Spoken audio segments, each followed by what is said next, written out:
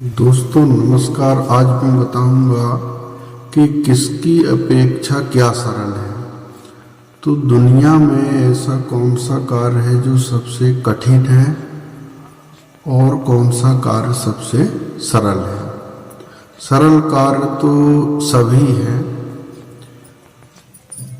सामान्य जीवन और विशिष्ट जीवन के अंतर्गत तो सभी आते हैं और सभी कार्य सरल हैं, क्योंकि जीवन यापन के लिए हर कोई कुछ न कुछ कार्य करता है और वह कार्य उसके जीवन की पद्धति हो जाती है।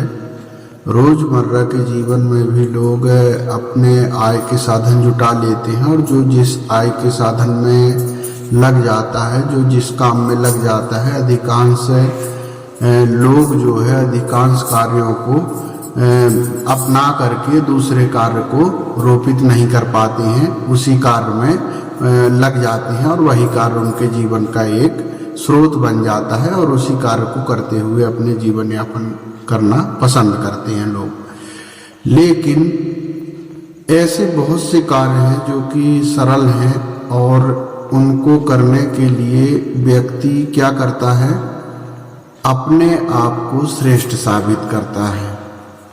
जैसे कुछ बनाने से भी व्यक्ति अपने आप को श्रेष्ठ समझता है, लेकिन वास्तविक श्रेष्ठता क्या है और सबसे हेडिक चीज क्या होती है जो व्यक्ति नहीं चाहता कि मैं ये करूं, लेकिन श्रेष्ठ चाहता है कि मैं श्रेष्ठ बना रहूं। लेकिन ऐसे कुछ कार्य होते हैं जिसमें हेडिक होती है और व्यक्ति उस कार्य को पसंद नहीं करता है। तो ऐसा कौन सा कार्य है जो कि सबसे कठिन है और उसके लिए सिरदर्द भी समझता है आदमी।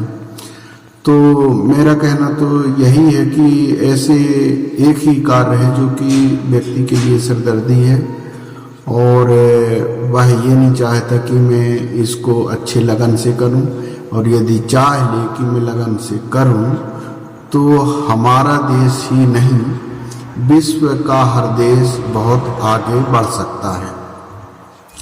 तो दोस्तों एक ही चीज है, वो है ज्ञान।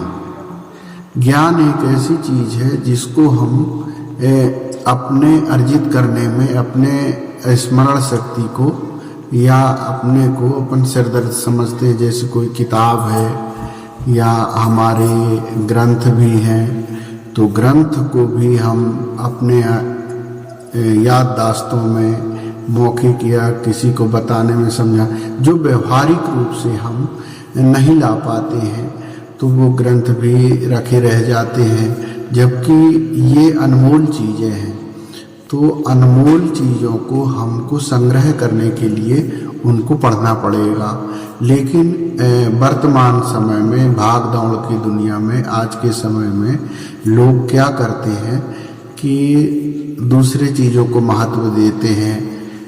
हम भौतिक वस्तुओं को महत्व दे रहे हैं, कुछ लोग जो बड़े हैं उनको हम असम्मान दे रहे हैं, आदर दे रहे हैं, नमस्कार चमत्कार करते हैं, क्योंकि लोग आजकल कहते हैं नहीं भैया समय बदल गया है, बड़ों के लोग सलाम करेंगे तो ही उनका जीवन ठीक रहेगा। क्योंकि वर्चस्व जो है बड़ों से नहीं है लेकिन ज्ञान सबसे श्रेष्ठ माना गया है और माना जाता है और ज्ञान सबसे श्रेष्ठ रहेगा। तो ज्ञान जब सबसे श्रेष्ठ रहेगा तो उसके लिए ज्ञान कहाँ मिलेगा? जो हमारे धार्मिक ग्रंथ हैं, काव्य हैं, महाभारत है, रामायण है और भागवत गीता है, पुराण हैं, जितने पुराण हैं उनमें ही सारे तत्वों की निचोड़ है और जो अमिट हैं उनको कोई हस्तक्षेप नहीं कर सकता। लेकिन कहते हैं कि चलते हुए को कोई सड़क पे जा रहा है तो भी उसकी गलती निकाल दिए, चाहे गलती दूसरे की हो। वैसे ही हमारे जो ग्रंथ हैं वो अमर हैं, लेकिन वो सत्य हैं, इसलिए तो ग्रंथों में वो रोपित हुए हैं, छपे हुए हैं। अब उनको यदि हम धारण करेंगे तो ही हम श्रेष्ठ बन सकते हैं।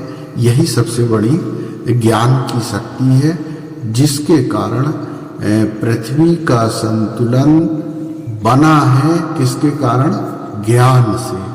तो ज्ञान हमेशा ऊंचे शिखर में होता है, लेकिन अधिकांश लोगों की धारणा होती है जब हम ज्ञान से दूसरी ओर जाते हैं तो हम धन को महत्व देना हमारी भूल हो करके भी हम उसको महत्व देने लगते हैं, क्योंकि हम ये भूल जाते हैं कि दुनिया में सबसे बड़ा धन ही है।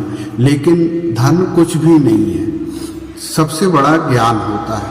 लेकिन ज्ञान को अर्जित करने के लिए हमको जितने हम मन धन में लगाते हैं कमाने में, उससे ज़्यादा वास्तविकता में ज्ञान अर्जित में लगाना चाहिए। यही हमारे जीवन की सबसे बड़ी सीख होनी चाहिए और यही सबसे अच्छी चीज़ है जिससे कि हम अपने जीवन को श्रेष्ठ बना सकते हैं। तो दोस्तों, नमस्ते।